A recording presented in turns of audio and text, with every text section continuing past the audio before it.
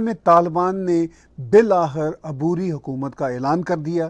Prime minister मुल्ला मोहम्मद हसन अखवंद हैं और मुल्ला बरादर जो हैं वो नायब वज़ीर आज़म हैं। और इस वक्त सिचुएशन ये है कि अफ़गानिस्तान में प्रोटेस्ट भी हो रहे हैं, जो बड़ी मुश्किल बात है तालिबान की रजीम में, मगर तालिबान दुनिया को ये भी इम्प्रेशन देना चाहते हैं कि हम किसी न किसी हद तक प्रोटेस्ट को कबूल करेंगे। लेकिन जो सबसे अहम वाक़या हुआ पिछले हफ्ते वो पाकिस्तान के ISI के चीफ जनरल फैज़ हमीद का दौरा काबुल था।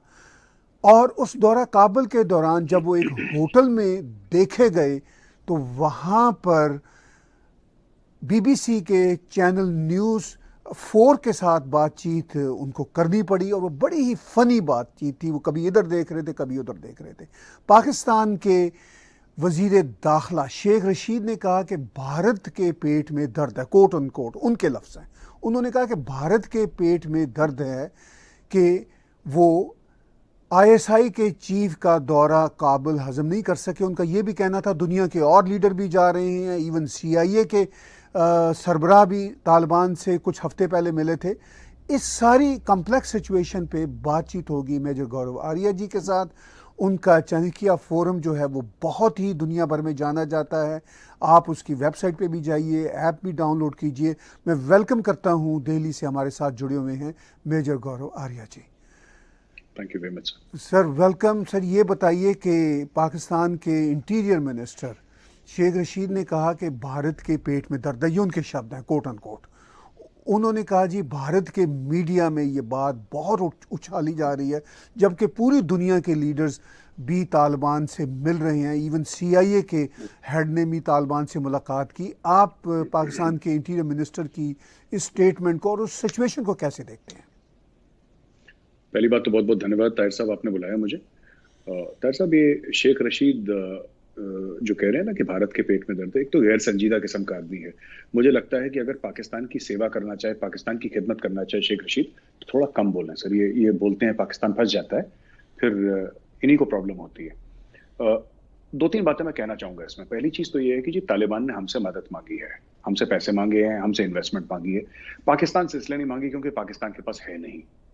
तो भारत के पेट में दर्द क्यों होगा, पहली चीज। दूसरी चीज ये है ना सर कि भारतीय मीडिया जो बोले, भारतीय मीडिया, मैं बता रहा हूं पाकिस्तानियों को, ये पंजशीर के मामले पे भी जब हम आएंगे मैं दोबारा यही पॉइंट रिपीट करूंगा, आपकी इजाजत हो तो।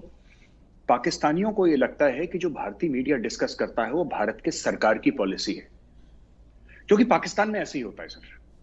पाकिस्तान में वो काली वीगो नीचे खड़ी हो जाती है, फिर वो ISI की गाड़ियां नीचे खड़ी हो जाती हैं, फिर उठा के ले जाते हैं, जर्नलिस्ट को मार देते हैं। पाकिस्तान में मीडिया जो है, ज्यादातर 99% जो मीडिया है, मैं 100% की बात नहीं कर रहा, कुछ हैं लोग इंडिपेंडेंट जो थिंकिंग रखते हैं, 99% मीडिया ये ऐसा मीडिया है सर जो कि अपने डायरेक्शंस DGISPR के दफ्तर से लेता है, ये अपने डायरेक्शंस ISI से लेता है, पाकिस्तानी आर्मी से लेता है। पैमरा के थ्रू उनकी बाहें मरोड़ दी जाती हैं और इनके मुंह से चीखें निकल जाती हैं। ये फौज के खिलाफ, ये इमरान खान को रोज गाली दे दें सर, ये रोज दिन रात गाली दें।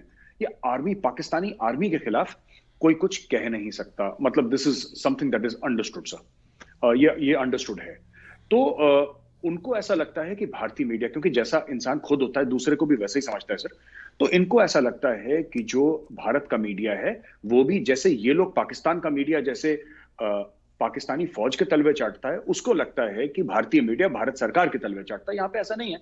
मीडिया अपनी एक राय रखता है और मुख्तलिफ चैनल्स अपनी राय रखते हैं सर यहाँ पे, और अपनी राय बड़ी बेबाकी से सामने पेश करते हैं, सब लोगों को बताते हैं। तो ये पाकिस्तान को कंफ्यूजन है। पाकिस्तान को लगता है कि भारत का मीडिया जो बोल रहा है वो भारत की पॉलिसी है। नहीं, अगर आपको भारत की पॉलिसी देखनी है तो हमारे एक्सटर्नल अफेयर्स की वेबसाइट पे जाइए, या जो हमारे एक्सटर्नल अफेयर्स मिनिस्टर का या उनके किसी स्पोक्स पर्सन का जो बयान है, that is our official policy. Media का जो मन चाहे बोले सर, ये हमारी मीडिया, देखिए our media is very very focused. ठीक है, पहले किसान आंदोलन कवर कर रहे थे ये लोग, ठीक है, उसके पहले वो सुशांत सिंह राजपूत का केस हुआ था, अभी तालिबान हो गया। इनको लगता है भारत के पेट में दर्द है। भारत को क्या फर्क पड़ रहा है सर, कल कोई और खबर आ जाएगी, अफगानिस्तान का कोई डिस्कशन भी नहीं करेगा। आपने तो देखा इंडियन मीडिया सर, ये पाकिस्तानी है जो हर चीज को दिल पे ले लेते हैं। They take everything to heart कि अरे ये बड़ा सगा भाई है। ऐसा कोई हमारा कोई सगा वगा भाई है नहीं। अच्छा, एक और बड़ी इंटरेस्टिंग चीज बताऊं सर, पाकिस्तान ने क्या करा है। पाकिस्तानी मीडिया ने ये पता नहीं, शायद ये सोचते भी ऐसे ही होंगे, मतलब मैं इनकी गलती नहीं मानता, हो सकता है माइंडसेट ऐसा है इन लोगों का, या कुछ इशू है इनके साथ, दिमागी कुछ बैलेंस खराब है। जब तालिबान काबुल पे काबिज हो गया तो पाकिस्तानियों ने बोला, ऐसे जश्न मनाया जैसे कि उनकी खुद की जीत हो गई है, right, as if it is every Pakistani personal victory, जैसे उनकी फतेह हो गई, राइट। अब पंजशीर के अंदर अगर तालिबान घुस गए तो वो ऐसे बोल रहे हैं जैसे कि भारत की हार हो गई। इसमें भारत कहां से आ गया? भारत कहां से आ गया? हमारा कोई सगा नहीं है सर, हमारा कोई भी सगा नहीं है। भारत को जहां से फायदा होगा, भारत के लिए जहां से फायदा होगा, राइट। हम ऐसा भी नहीं करते कि हमारा जो चीफ ऑफ रॉ है वहां पे जाके नमाजें पढ़े इनके साथ। We don't do all that nonsense. ये सब ये नॉनसेंस मैं उस तरीके से नहीं कह रहा किसी के मजहबी मामले में, पर ये जबरदस्ती करा है इसलिए मैं नॉनसेंस कह रहा हूं उसको। जनरल फैज को क्या जरूरत है वहां पे और अपनी फोटो साइड से खिंचवा के? अगर आईएसआई का चीफ चाहे कि कोई फोटो ना खींचे, कोई फोटो नहीं खींच सकता। ये फोटो खींची गई थी इसलिए मैं नॉनसेंस कह रहा हूं। वो जो नमाज वाली फोटो है ना, बड़ी फेमस, जी ये जी। खींची गई थी और एंड टाइम पे उसको रिलीज करा गया था फॉर मैक्सिमम बेनिफिट, इसलिए मैं इसको नॉनसेंस कह रहा हूं। तो कहने की बात ये है सर कि मतलब ये you see it is this thing कि तालिबान की जीत तो पाकिस्तान की जीत हो गई, और नदर्न अलायंस अगर बाय द वे हार गया तो भारत का क्या लेना देना उसमें? अगर कल हमें ऐसा लगता है कि तालिबान से हम 100 रुपए डालेंगे और हमें 200 रुपए मिलेंगे, हम तालिबान को पैसे दे देंगे। We are totally focused on business sir, हम धंधे वाले लोग हैं, ठीक है सर, हम लोग धंधे वाले लोग हैं, हम लोग बेनिफिट देखते हैं, हमारे देश का कहां पे बेनिफिट होगा, right, and it is limited to that. भारतीय मीडिया जो बोले बोले सर, भारतीय मीडिया का क्या लेना देना है गवर्नमेंट की पॉलिसी से? गवर्नमेंट की अच्छा, पाकिस्तान में ऐसा होता है, चाइना में भी ऐसा होता है। ग्लोबल टाइम्स को देखिए ना, ग्लोबल टाइम्स वही बोलेगा जो सरकारी मौकफ होगा। पाकिस्तान में भी 99% ऑफ द मीडिया हाउसेस वही बोलेंगे जो सरकारी या फौज का मौकफ होगा। उनके खिलाफ बहुत कम लोग, रेयर लोग जाते हैं। बिकॉज इंडिया में ऐसा नहीं है। इंडिया में इंडियन आर्मी से लोग सवाल पूछते हैं। यहाँ पे लोगों ने पूछा है मीडिया हाउसेस ने कि सर आप बताइए सर्जिकल स्ट्राइक की प्रूफ बताइए। बालाकोट में आप कह रहे हैं आपने बालाकोट में एयर स्ट्राइक करी है, प्रूफ दिखाइए। अब पाकिस्तान में सोच सकते हैं?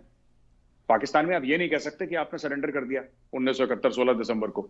आपको ये बोलना पड़ेगा साजिश थी। आपको बीच में ऐड करना पड़ेगा कि हिंदू की साजिश थी, यहूदी की साजिश थी, 5 साजिशें क्वालिफायर करना पड़ेगा। बट इंडिया में ऐसा नहीं है। इंडिया में हमारा कल्चर अलग है, हम मुंह पे जो भी बोल देते हैं, यहाँ पे फ्रीडम है। पाकिस्तान में नहीं है फ्रीडम से। आपने कहा कि भारत का मीडिया अलग है, सरकार अलग है। बिल्कुल आप दुरुस्त कह रहे हैं। सरकार की तरफ से किसी तरह का कोई बयान नहीं आया, ना जनरल फैज़ हमीद के दौरा पर कोई कमेंट्री है, ना पंजशीर में जो कुछ हो रहा है उस पर कोई बातचीत है, ना अफ़गानिस्तान में जो कुछ हो रहा है बातचीत है, बल्कि वो भी दुनिया की तरह वॉच एंड वेट पे ही बिलीव कर रहे हैं। जैसे पूरी दुनिया कह रही है कि हम देखते हैं किस तरह की सरकार बनती है, फिर हम उसके मुताबिक आगे चलेंगे। और आपने ये भी कहा कि तालिबान भारत से तो मदद मांग रहे हैं इसलिए कि भारत इस पोजीशन में है मदद कर सके। अब वहाँ पे ट्रांजिशन गवर्नमेंट बन गई है और यही गवर्नमेंट 19-20 के फ़र्क के साथ आगे भी चलेगी। इस पे आप क्या कमेंट्री करेंगे? देखिए सर, जनरल फैज गए थे वहां पे सरकार बनाने के लिए। अब कुछ लोग कह रहे हैं कि पाकिस्तान के फायदे की सरकार बनी, कुछ लोग कह रहे हैं शायद इतने फायदे की नहीं बनी। लेकिन देखिए, सरकार बनाने को हमें लगता है कि, मुझे लगता है इसको ना बहुत एक बड़ा हुआ बना दिया, क्योंकि भाई तालिबान की सरकार बन रही है। किसी और मुल्क की सरकार बनती तो इतना ड्रामा नहीं होता। पर सरकार बन के क्या होगा सर? आज सरकार उनकी बन गई, राइट। अब कल क्या होगा मैं ये जानना चाहता हूं। आज की रात खत्म हो जाएगी। अगर आज बन गया, कल बन गया, परसों बन गया, जब भी उनकी सरकार बन गई, ये रात खत्म हो जाएगी। अगले दिन क्या होगा? अगले दिन सच्चाई क्या है सर? सच्चाई ये नहीं है कि कौन उनका प्राइम मिनिस्टर बना, कौन उनका डिप्टी प्राइम मिनिस्टर बना। ये सच्चाई नहीं है। सच्चाई ये है कि वहां पे लोकल जो काबुल में लोग हैं, हेरत में लोग हैं, उनको तनख्वाहें नहीं मिली हैं अगस्त की तनख्वाहें सितंबर में। वो लोग सड़क पे आ रहे हैं। सच्चाई ये है। सच्चाई ये है कि नलों में पानी नहीं आ रहा है। सच्चाई ये है कि बल्ब में बिजली नहीं आ रही सर। सच्चाई ये है कि एटीएम में पैसा नहीं है। सच्चाई ये है कि स्टेट बैंक ऑफ अफगानिस्तान में पैसा नहीं है। और फैज हमीद अपनी मजार बनवा ले अपनी काबुल में, पैसा नहीं आने वाला। वो बोले कि मुझे दफन कर दो काबुल में, पैसा नहीं आने वाला। पैसा तो पैसे से आता है सर, पैसा तो पैसे से आता है। जब पैसा आएगा तब आएगा। अब देखते हैं। चीन, हम तो चाहते हैं कि चीन मैसिवली इन्वेस्ट करे। हम चाहते हैं चाइनीज इंजीनियर। देखिए sir, Afghanistan will remain unstable. जो अफगानिस्तान में जाएगा उसके हाथ जलेंगे। अब चाइना कितने अपने हाथ जलाना चाहता है? Pakistani army, you very well know, they are soldiers of fortune sir. वो तो मर्सनरीज हैं, उनको चाइना पैसा दे देगा, उनको थोड़ा सा ये कर देगा तो वो अपनी फौजें घुसा देंगे पैसे के लिए। पहले भी घुसाते हैं सर, परवेज मुशर्रफ की किताब है ऑन रिकॉर्ड, उसने तो पाकिस्तानी बेच रखे हैं सर। 4000 पाकिस्तानियों को, कबाब वाले को, फल वाले को, कारपेट वाले को, दुकान वाले को बेच दिया था अमेरिकन को, झूठ बोल के कि अलकायदा का है, तो 1000, 2000, 10,000 डॉलर उसकी जेब में डाल लिए। तो ये सब करते आए हैं सर ये लोग। तो कहने की बात है पाकिस्तान भेज देगा अपनी फौजें अगर चाइना बोलेगा तो, लेकिन fact of the matter is कि देश चलाने के लिए पैसा चाहिए। सबसे बड़ी बात, वो पैसा कहां से आएगा। और दूसरी बड़ी बात सर, दूसरी बड़ी बात, तालिबान के जो फैक्शंस नाखुश हैं उनका क्या होगा, मैं ये जानना चाहता हूं। सबसे बड़ी बात, जनरल हमीद हो आए वहां पे, फैज हमीद हो आए, सब कुछ करा, सरकार बन गई, और हो सकता है वो इस्लामाबाद भी वापस अभी तक आ गए हों, रावलपिंडी वापस आ गए हों, तो क्या हुआ, होगा क्या उसके बाद, सरकार कैसे चलेगी, ये बताइए। पैसे कहां से आएंगे, और जो तालिबान के फैक्शंस हैं जो नाखुश हैं उनका क्या। देखिए, आप भी कह रहे हैं और एक परसेप्शन भी है कि जनरल फैज़ हमीद गए और वहाँ की जो इस वक्त की ट्रांजिशन गवर्नमेंट है उसके अब नाम सामने आए, शायद सरकार बनाने में उन्होंने कोई ना कोई सजेशंस दी होंगी। लेकिन ऑन द अदर हैंड जिस दिन वो गए हैं होटल में, लिंडसी एक जर्नलिस्ट हैं जिन्होंने उनको स्पॉट किया चैनल 4 की, उन्होंने जब एक क्वेश्चन पूछा तो उस पर वो दाएं बाएं देखने लगे और उनके पीछे जो हरकारे खड़े थे वो कहने लगे जी पीस पीस पीस के लिए आए हैं जनरल फैज़ हमीद। तो उस सिनेरियो को, वो जो एक फनी सा सीन था, आप उस पर क्या कमेंट्री करेंगे?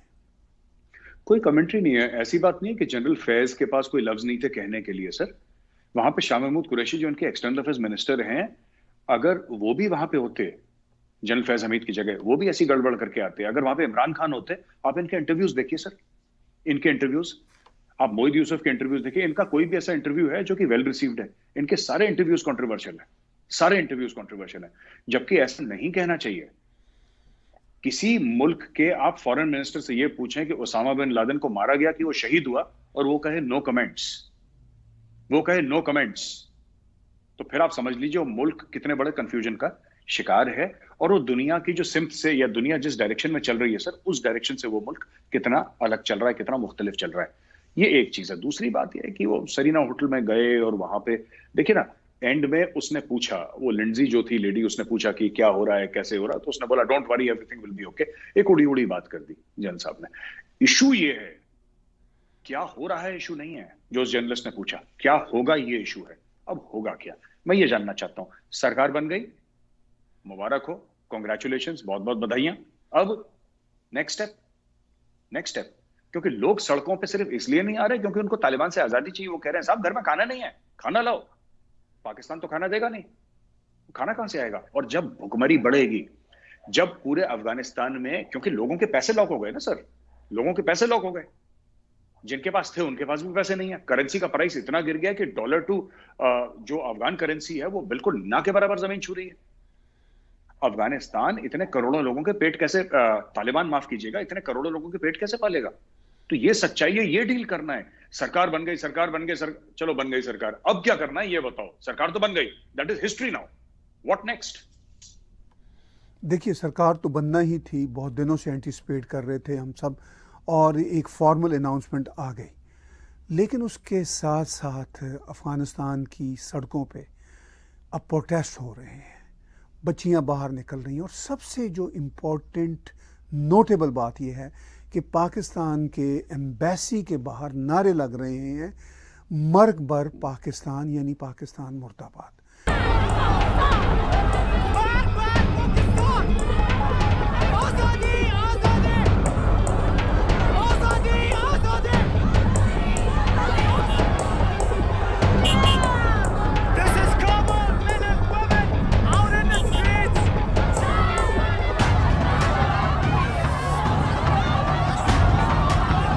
अफ़गान जो है, एक आम अफ़गान जो है मेजर साहब, वो इतना नाला है पाकिस्तान से, चाहे वो राइटली हो या रॉन्गली हो। मैं आपको यहाँ कनाडा की मिसाल देता हूँ।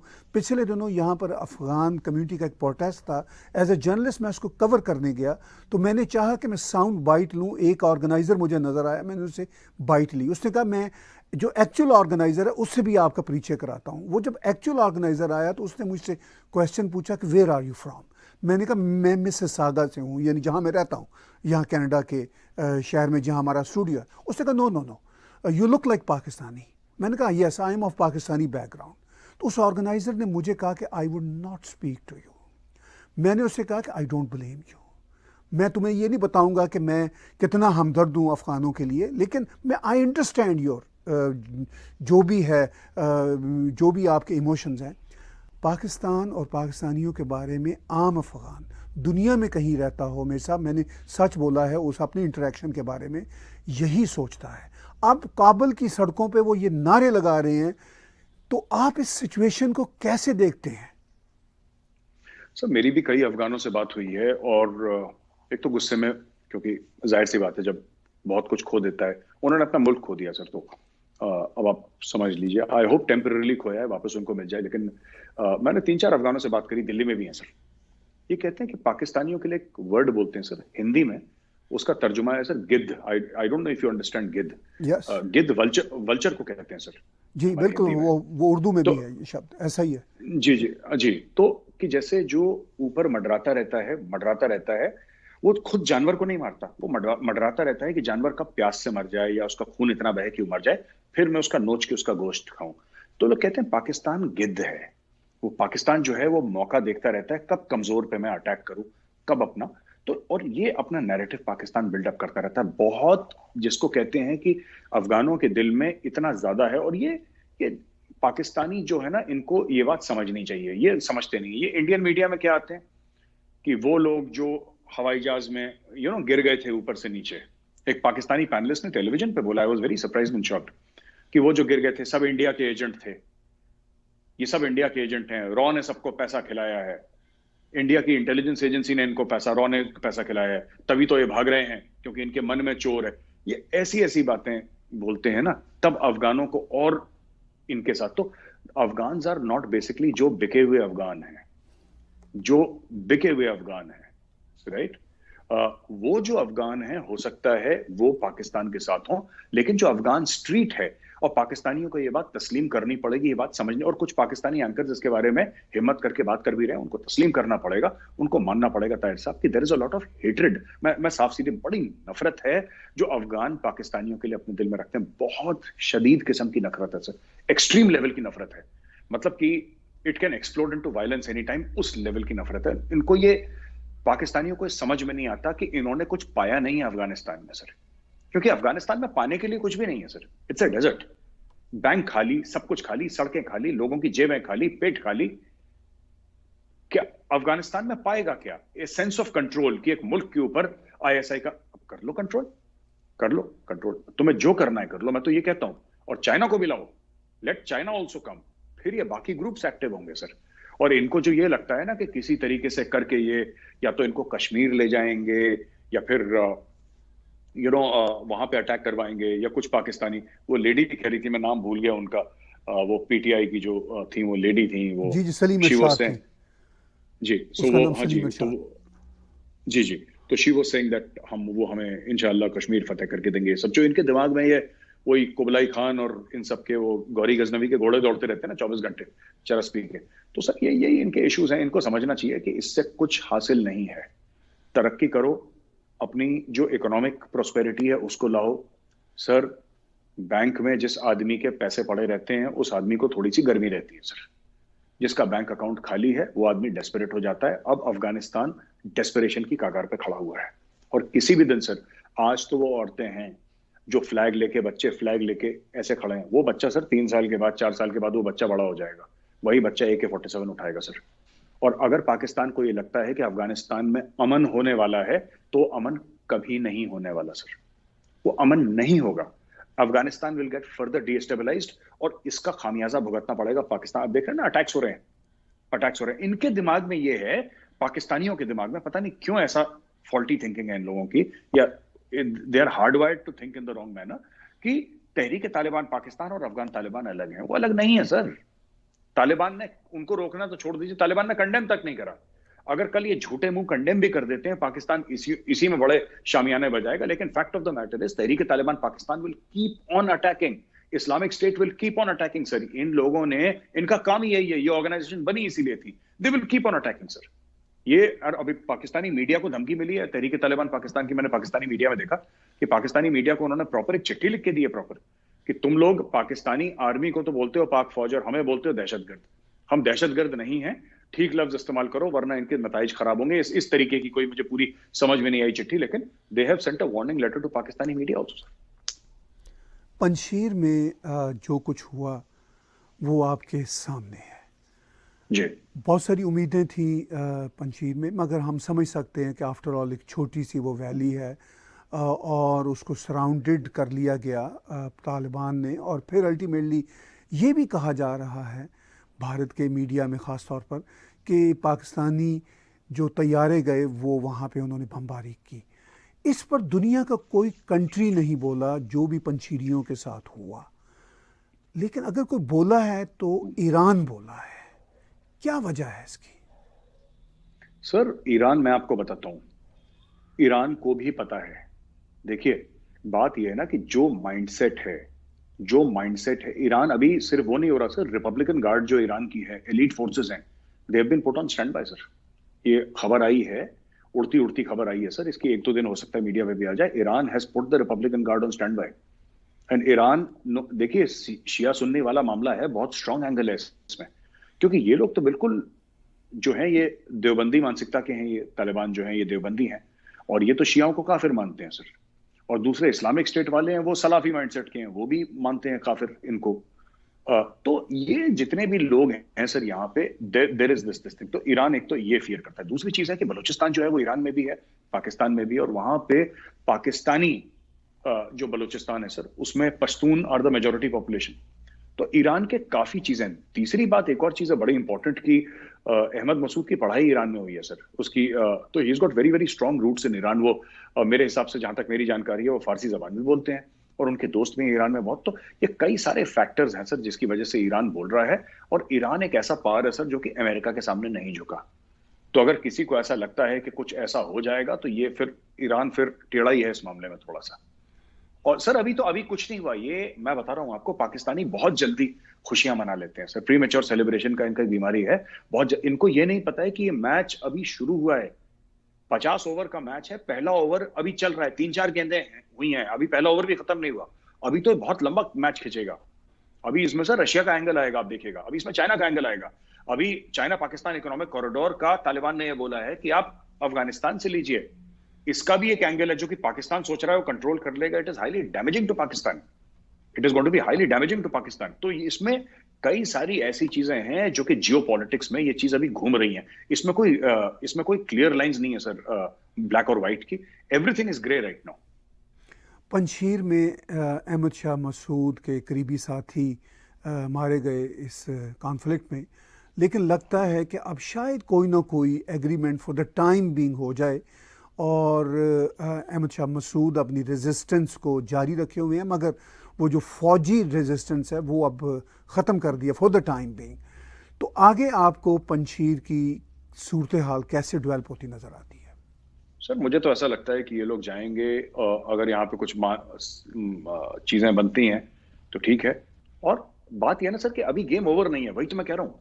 मेरा बार बार यही कहना है सर, आपसे यही अर्ज करना चाहता हूं कि अभी गेम शुरू हुआ है, शुरू भी नहीं हुआ ठीक से। अभी तो हम ये भी नहीं कह सकते कि गेम अभी ठीक से शुरू हुआ है, अभी तो ये बहुत आगे जाना है। अब देखिए तालिबान, ये यूफोरिया था, तालिबान आ गया, तालिबान आ गया, तालिबान आ गया, पंजशीर पंजशीर पंजशीर, सरकार बनाएगा सरकार बनाएगा सर, अब हो गया।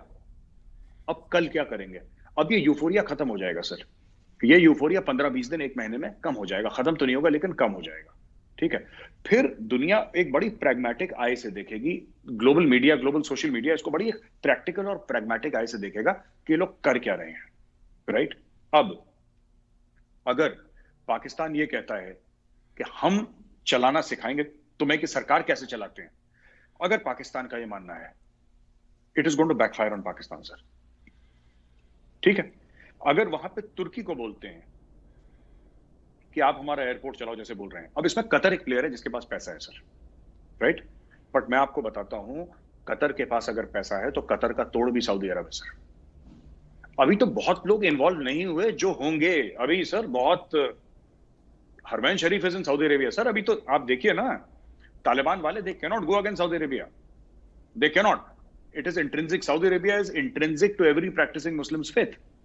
You cannot go against Saudi. ये कितने भी शामियाने बजाएं लाहौर में पाकिस्तानी, ये होने कुछ नहीं वाला sir. Fact of the matter is, picture अभी पूरी की पूरी बाकी है. आपने कहा पिक्चर अभी पूरी की पूरी बाकी है, वो वाकई दुरुस्त है. चूँकि चलिए तालिबान की हुकूमत बनने का इंतज़ार था, हालांकि मेरे नज़दीक तालिबान की हुकूमत प्रैक्टिकली तभी बन गई थी जब काबुल तालिबान के हाथ चला गया था. अब ये है कि फॉर्मली गवर्नमेंट भी बन गई, दुनिया भी कह रही है कि वेट एंड वॉच वाली बात दुनिया कर रही है, और भारत भी अगर हम देखें तो बहुत ही नपे तुले अंदाज में डिप्लोमेटिकली फॉरेन अफेयर्स में डील कर रहा है. तालिबान भी मदद मांग रहे हैं. अब भारत आपको कैसे आगे बढ़ता नज़र आएगा? जैसे दुनिया आगे बढ़ेगी वैसे ही भारत आगे बढ़ेगा क्या? सर मैं आपको बताता हूँ, मुझे लगता है भारत क्या करेगा ना, जो मेरे नजदीक, हो सकता है मैं गलत भी बोल रहा हूँ, बट मैं जो समझता हूँ sir, when it comes to foreign policy sir, we are not emotional people sir.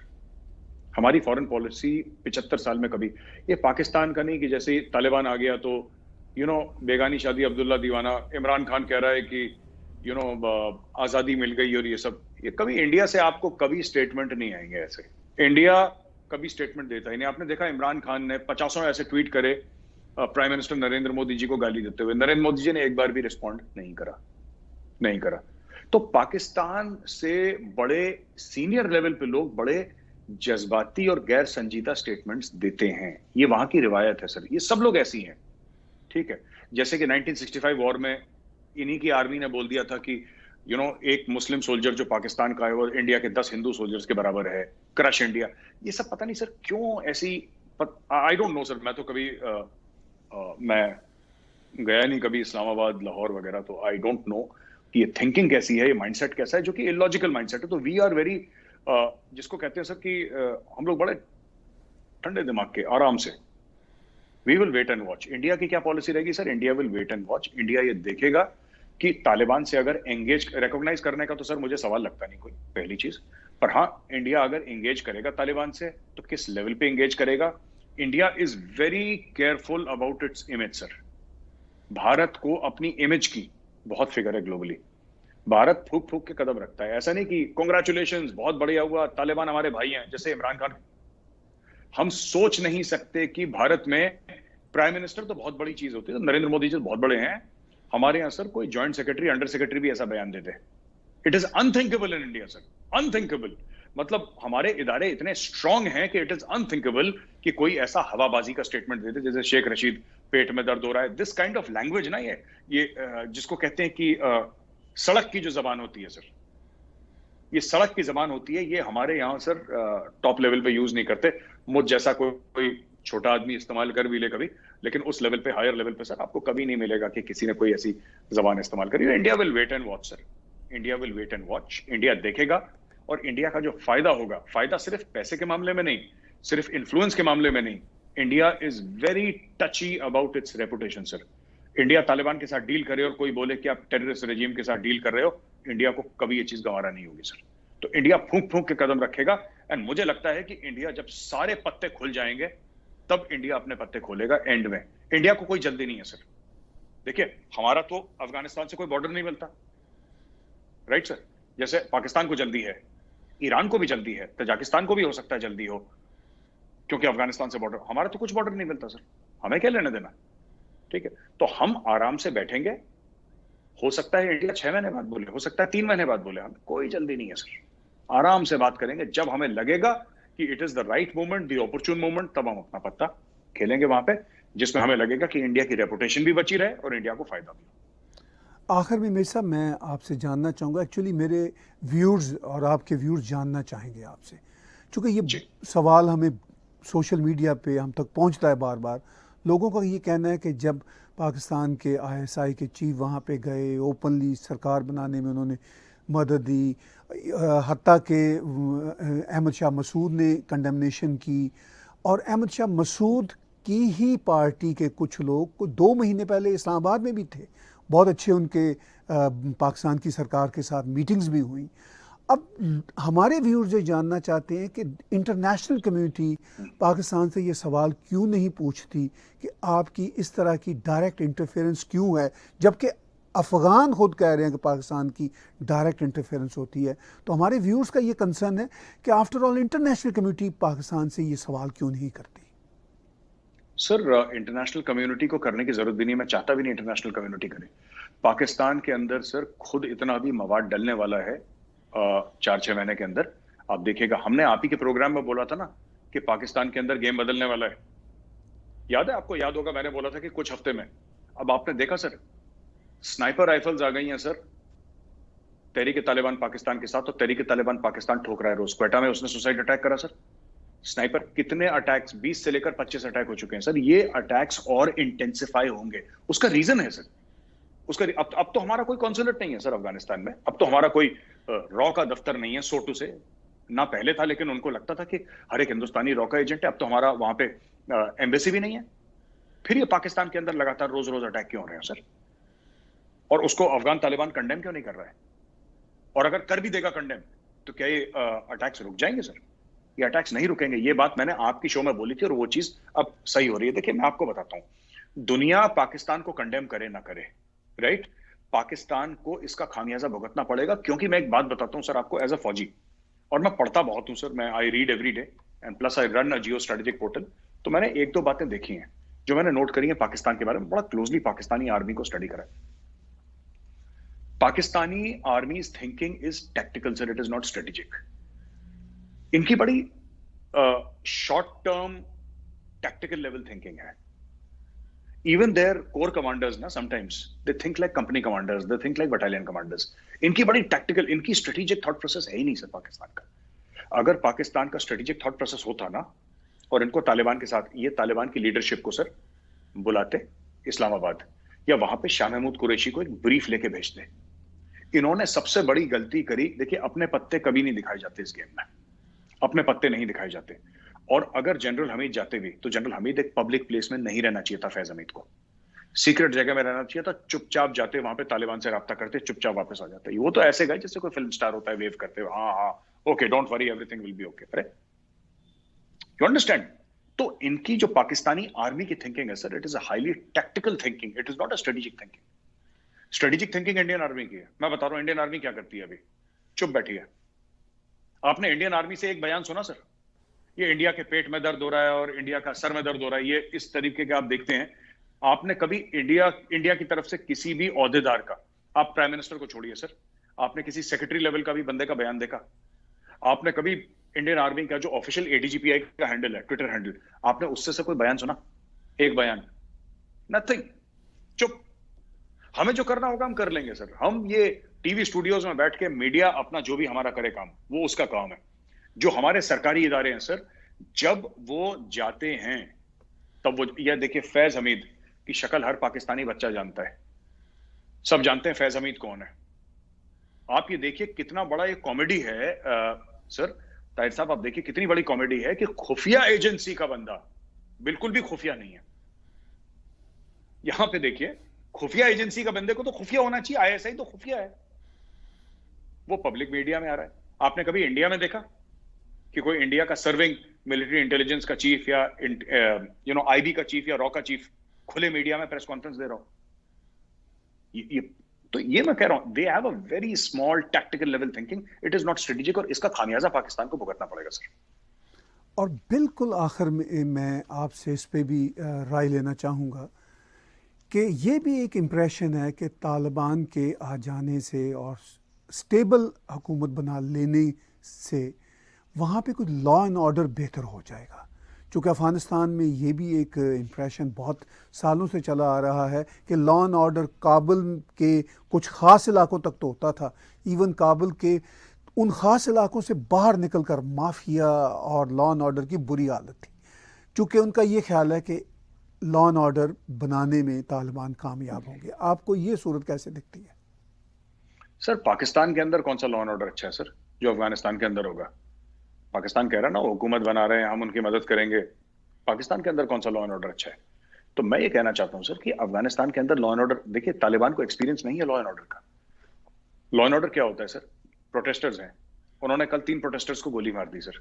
ये तो इनका लॉ एंड ऑर्डर है। उनको तमीज नहीं है वो कैसे खाना खाना है, कैसे खड़ा होना है, कैसे बैठना है, कैसे लोगों, उनको नहीं है। वो जंगली जानवर किस्म के लोग हैं सर तालिबान वाले। ठीक है, ठीक है, हम उनको एंगेज करेंगे अगर हमारे मुल्क के फायदे में होगा, लेकिन ये बात नहीं कि हम उनकी इज्जत करेंगे। इज्जत करना और एंगेज करना तो अलग अलग चीजें हैं। तो वो देखिए तालिबान वैसे हैं नहीं बिल्कुल भी। They are totally different kind of people. उनको लॉ एंड ऑर्डर, उनको ये समझ में आता है कि या तो शरिया के खिलाफ है, ये शरिया के साथ, जो शरिया के खिलाफ है। अब देखिए मैं एक, अगर आपकी इजाजत हो तो छोटी सी बात बोल दूं। पाकिस्तान में, और मुझे कहना नहीं चाहिए, पाकिस्तान में फीमेल एंकर्स, पाकिस्तानी टेलीविजन में, मैं नाम नहीं लूंगा उन एंकर्स का, फीमेल एंकर्स तालिबान को सपोर्ट कर रही हैं। और मेरा दिल चाहता है कि अगर मेरे पास उनका फोन नंबर होता तो मैं उनको फोन करके बोलता कि बहन, तुम औरत हो, तुम तालिबान को सपोर्ट कर रही हो, तुम्हें पता है तुम अगर टेलीविजन पे आओगी बिना अपना सर ढके तो तालिबान तुम्हें वाजिबुल कत्ल समझते हैं। म्यूजिशियंस पाकिस्तान के, जो म्यूजिशियंस नहीं, क्या वो फिल्म इंडस्ट्री वाले, वो लोग अपने बयान दे रहे हैं कि वी सपोर्ट। तालिबान की नजर में तुम जो काम करते हो, तुम्हारा धंधा हराम है, तुम्हें कोड़े पड़ने चाहिए, तुम्हें पत्थरों से मारना चाहिए, वो तालिबान समझता है। और जो तालिबान जिनका दुश्मन है वो तालिबान को सेलिब्रेट कर रहे हैं। For example female anchors, for example Pakistani singers, for example Pakistani actors. Taliban की नजर में तो हराम है ये। तालिबान तो कहता मारो इनको, उन्होंने मार दिया। उस सिंगर को नहीं मार दिया, वो जो बंदा था अंद्राबी, क्या नाम था उसका, उसको मार दिया उन्होंने। एक और कॉमेडियन था, उसको मार दिया। वो कहते हैं ये सब बेकार की चीजें, मारो इनको, कत्ल कर दो। खोपड़ी में रखी सर AK-47, जान से मार दिया उसको। तो ये सब इनको, ये पाकिस्तानियों को दूसरे के मुल्क में शरिया चाहिए सर, अपने मुल्क में नहीं चाहिए। बहुत शुक्रिया मेर साहब, आपने वक्त दिया हमें, आपके वक्त की कदर होती है और we really appreciate your thoughts. बातचीत